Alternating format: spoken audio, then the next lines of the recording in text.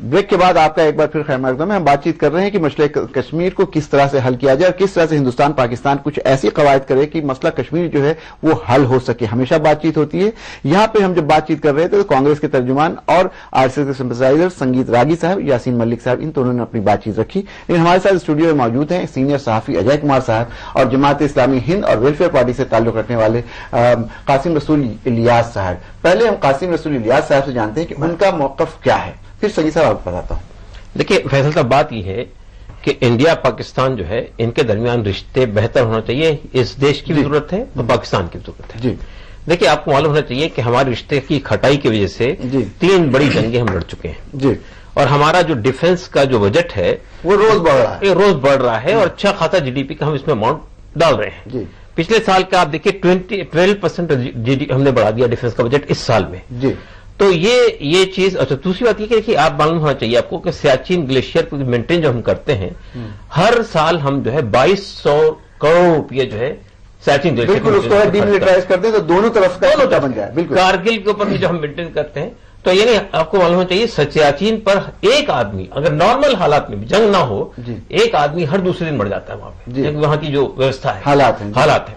तो हम समझते हैं कि हमारे भारत के और पाकिस्तान के रिश्ते ये है कई एतबार से बेहतर होना चाहिए। आप बिजनेस के एतबार से देख लीजिए, दोनों पड़ोसी देश हैं, दोनों अफोर्ड नहीं कर सकते, दोनों के इंटरनल डोमेस्टिक कंपल्शन है। अब सवाल ये पैदा होता है कि ये बातचीत के दरवाजे क्यों बंद हो रहे हैं। आज जो रीजन दिया जा रहा है कि सेपरेटिस्ट लीडर्स ने आके मुलाकात की, अभी आपने सुना यासीन मलिक साहब से भी, ये हिस्ट्री है, ये बातचीत मुस्तकिल होती रही है। बिल्कुल जब कोई नई बात नहीं, आगरा समिट हुआ था, मुशर्रफ आए थे, उस वक्त भी मुलाकात हुई थी। और आपको ये मालूम चाहिए कि 2005 में इंडिया ने फैसिलिटेट किया था, मीर वायस की क़यादत में एक डेलीगेशन यहां से पाकिस्तान गया था। बिल्कुल बैरून मुल्क भी कई बार मुलाकातें करवाई, बैरून मुल्क मिला, यासीन मलिक खुद जा चुके हैं। तो कौन सी नई बात हो गई इस वक्त में? मेरा मानना सिर्फ ये है कि मोदी सरकार ने ये जो फैसला किया है, यानी पहली बात तो ये कि ये एक अच्छी मैसेज गया था कि पाकिस्तान के वजीर आजम को हमने यहां बुलाया था मोदी सरकार के जब यानी वो स्थापित हो रही थी, गवर्नमेंट यहां बन रही थी, उस वक्त एक मैसेज गया था और ये महसूस हुआ था कि ये खटाई के रिश्ते खत्म होंगे, जो अटल बिहारी वाजपेयी साहब का दौर दोबारा लौट के वापस आएगा। लेकिन अचानक ये बातचीत खत्म हुई। 2 रीजन हमारे नजर समझ में आते हैं। पहली बात ये कि आरएसएस कॉन्फिडेंस में नहीं लिया गया आरएसएस को, और आरएसएस ये महसूस कर रही थी कि इस वक्त बातचीत नहीं होनी चाहिए।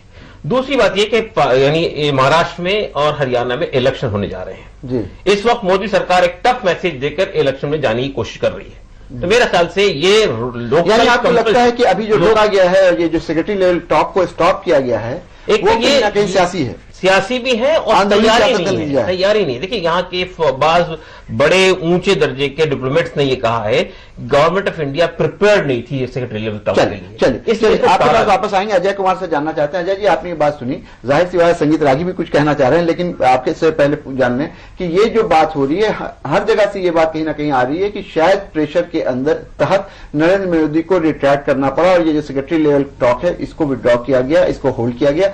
और ये भी जाहिर सी बात है कि इलेक्शंस होने वाले हैं तो कोई मिस सिग्नल या कंफ्यूजन क्रिएट ना हो, इसलिए भी इस टॉक को रोका गया। इसका कहीं से दूर दूर तक लेना देना इस बात से नहीं है कि अब्दुल बासित साहब ने बुलाया कश्मीरी लीडर्स को।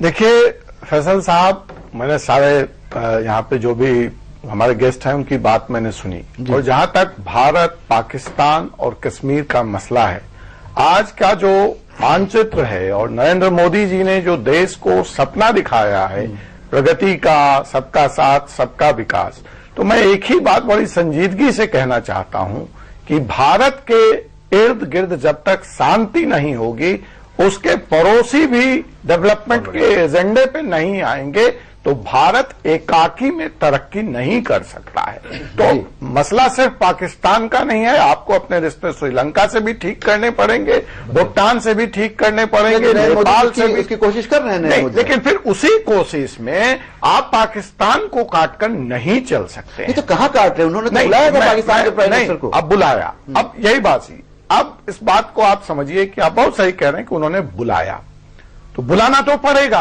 क्योंकि आप प्रधानमंत्री बन गए, वो लक्ष्य आपने पूरा कर दिया। अब मैं जो समझता हूं मोदी जी को कि अब अगर अगला लक्ष्य उनका कोई होगा तो वो स्टेट्समैन बनने का होगा, इतिहास में दर्ज होने का होगा। आप किस प्रधानमंत्री के तौर पर भारत के इतिहास में याद किए जाएंगे? क्या देवगौड़ा की तरह, क्या वाजपेयी जी की तरह? आपने अच्छी बात कही, आपने अच्छी बात कही अजय जी। अजय जी, आपने अच्छी बात की कि अब उनके सामने जो नरेंद्र मोदी के सामने जो लक्ष्य है वो इस बात का है किस तरह से अपने आप जी, आप प्रधानमंत्री बन गए, देश ने आपको स्वीकार कर लिया और बहुत बड़ा मैंडेट आपको मिला स्टेट्समैन। अब आगे क्या? लेकिन अब स्टेट्समैन बनने में रुकावट क्या है? ये तो बड़ा अच्छा मौका था सेक्रेटरी। मैं बताता हूं कि रुकावट क्या है। मोदी जी एक जंग इस एस्टेब्लिशमेंट से लड़ रहे हैं, जो एक सोच, राजनीतिक सोच इस देश पे अब तक कायम थी, वो कांग्रेस की सोच है। लंबे समय तक उन्होंने शासन और सत्ता को संभाला है, उसका एक तरीका और सिस्टम डेवलप हुआ है। एक जंग मोदी जी वहां लड़ रहे हैं। अब उसमें दो तरह के ब्यूरोक्रेट भी हो सकते हैं, जो इस पॉलिसी पे चलना चाहते हैं और जो इस पॉलिसी पे नहीं चलना चाहते हैं। उसी तरह से दो तरह की लीडरशिप देश में हो सकती है, सोचों का, विचारों का टकराव भी। तो पहली टकराहट जो है मोदी साहब की, वो यहां है। मोदी साहब अति उत्साह में अपनी व्यापक सोच के तहत नवाज शरीफ को बुला तो लिए।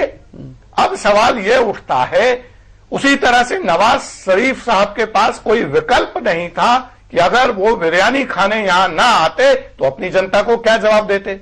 देखिए फैसल साहब, यहां एक बात और मैं बड़ी शिद्दत से रेखांकित करना चाहता हूं कि आवाम की सोच, और मैं पूरे ताकत और पुरजोर से सर कहता हूं, क्योंकि मैंने उस तरफ भी देखा है और मैं इस तरफ भी देखा हूं, और मैं जम्मू कश्मीर में भी संपादक रहा हूं, तो मैं तीनों सोच का प्रतिनिधित्व कर रहा हूं।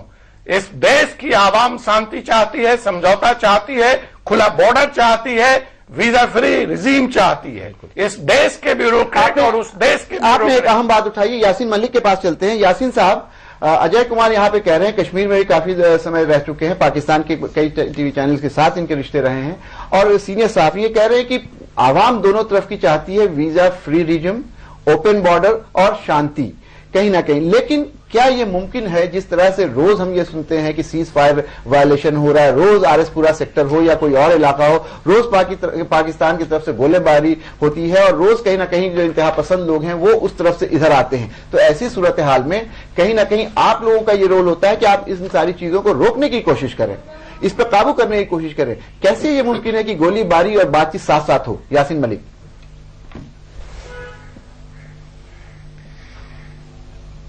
देखिए, या तो आप इश्यूज को कंफ्यूज कर रहे हैं।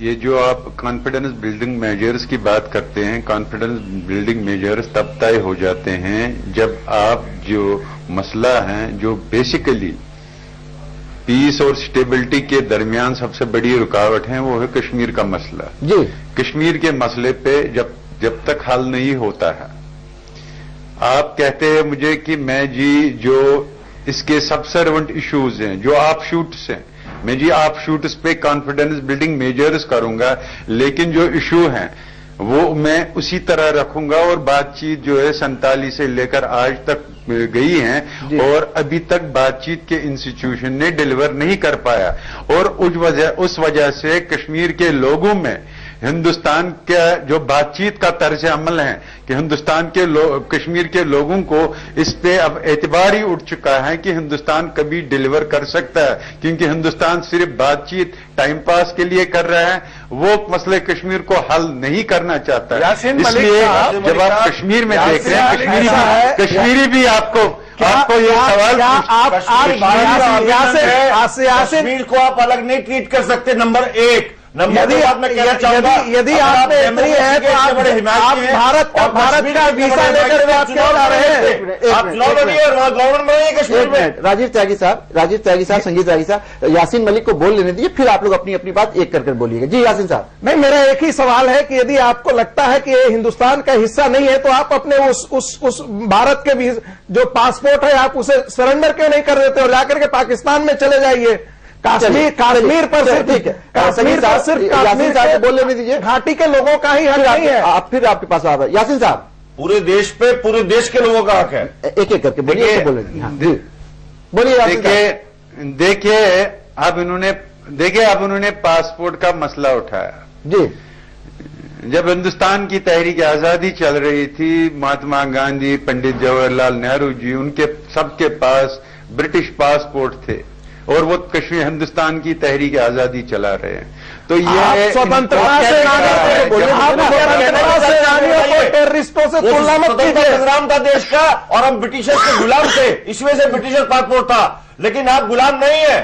आपको बिल्कुल आवाम की तरह से ट्रीट किया जाता है और आपसे बातचीत की जाती है। आपकी बात समझ गया, आपकी बात में जमहूरियत है। आप यासीन साहब, यहाँ पे कहने का मतलब इनका संगीत रागी का जो आरएसएस के हैं और कांग्रेस के जो स्पोक्समैन है राजीव त्यागी, इनका कहना यह है कि आप उन लोगों को जो जंग आजादी लड़ रहे थे उनको आप इनसे नहीं मिला सकते हैं। वो कहीं ना कहीं मुल्क की आजादी की जंग थी और आपका जो मसला है वो दूसरी नौयत क्या है? आप दूसरी नहीं है, ये लोग अलगाववादी हैं, टेररिस्ट हैं और पाकिस्तान परस्त हैं। चलिए उनका जवाब लेने दीजिए। मैं एक सवाल जोड़ना चाह रहा हूं। देखिए जी बोलिए। देखिए, ये होती है इंपीरियलिस्ट सोच।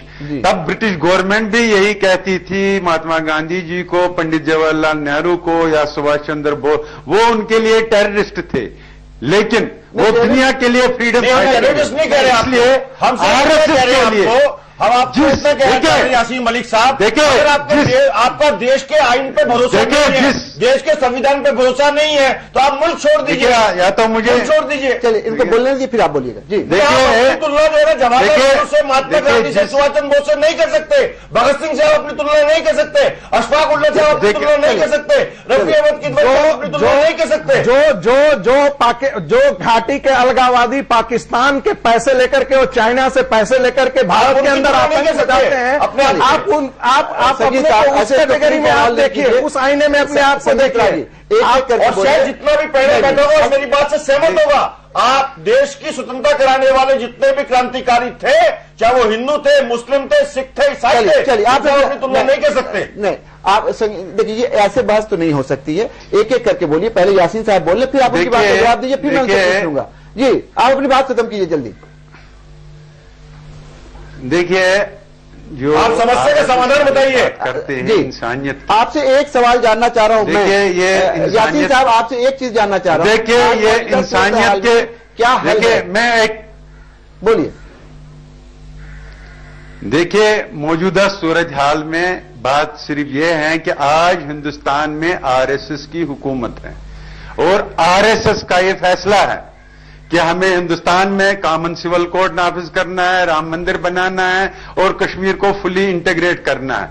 और हम लोगों के लिए ये एक चैलेंज है और इंशाअल्लाह हम इस चैलेंज को कबूल करते हैं और कश्मीर में हम तहरीक आजादी को और ज्यादा मजबूत करेंगे और इस तहरीक आजादी को आगे ले जाएंगे। अहम मुद्दा उठाया कश्मीर का इंटीग्रेशन। एक मिनट राजीव साहब, एक चीज, कश्मीर के इंटीग्रेशन को लेकर हमेशा बातचीत होती है। एक्सेशन का जो इंस्ट्रूमेंट ऑफ एक्सेशन साइन हुआ था वो भी कंप्लीट नहीं था। इंटीग्रेशन की जब हम बात करते हैं तो ये भी बिल्कुल वाज़ेह साफ है कि कश्मीर का कंप्लीट इंटीग्रेशन नहीं हुआ है हिंदुस्तान में। आज भी कश्मीरी अपनी नागरिकता रख सकते हैं, अपनी नेशनलिटी रख सकते हैं, भारत की भी रख सकते हैं। सबसे अजीब बात यह है कि अगर कश्मीरी लड़की है वो अगर हिंदुस्तानी से किसी से शादी करेगी तो कश्मीरी नेशनलिटी उसकी खत्म हो जाती है, लेकिन अगर उसने पाकिस्तानी से शादी की तो उसकी नेशनलिटी बरकरार रहती है। इसी तरह से बहुत सारी वो चीजें हैं जो कहीं ना कहीं आम हिंदुस्तानी को यासीन मलिक साहब समझ में नहीं आती हैं। या तो इंटीग्रेशन होना चाहिए और अगर इंटीग्रेशन नहीं मुमकिन है तो इसका और कोई सॉल्यूशन होना चाहिए। लेकिन जब आपने कश्मीरी शादी वाले मामले पे कोर्ट इसमें निर्णय दे चुका है, सुप्रीम कोर्ट का भी निर्णय आ चुका है उसमें। मैं इसमें बोलना चाहता हूँ, इसमें मैं सहमत नहीं। सुप्रीम कोर्ट कह चुका है कि लड़की शादी करती है हिंदुस्तान में, चलिए संगीत साहब बोल रहे, उतने ही रहेंगे। फिर हम कासिम साहब से पूछेंगे। फैसल साहब, पहली बात तो कि मैं राजीव जी के प्रति पूरा सम्मान रखते हुए मैं ये बताना चाहूंगा कि जो उन्होंने कहा कि कश्मीर भारत का अंग नहीं था, मैं ये शुरू से कह रहा हूं कश्मीर भारत का ही अंग था। नहीं, एक मिनट बहुत सारे उस समय 2000 साल पहले की बात कर रहा हूं मैं आपसे। बहुत सारे प्रिंसली स्टेट्स उस समय थे जिनका भारत राज्य, लेकिन 1947 से पहले के भारत, मेरी बात, एक मिनट, जब इंस्ट्रूमेंट ऑफ एक्सेशन जो साइन हुआ जी, जो इंस्ट्रूमेंट ऑफ एक्सेशन के लैंग्वेज कश्मीर के लिए थे वही बाकी सारे राज्यों के लिए थे जी।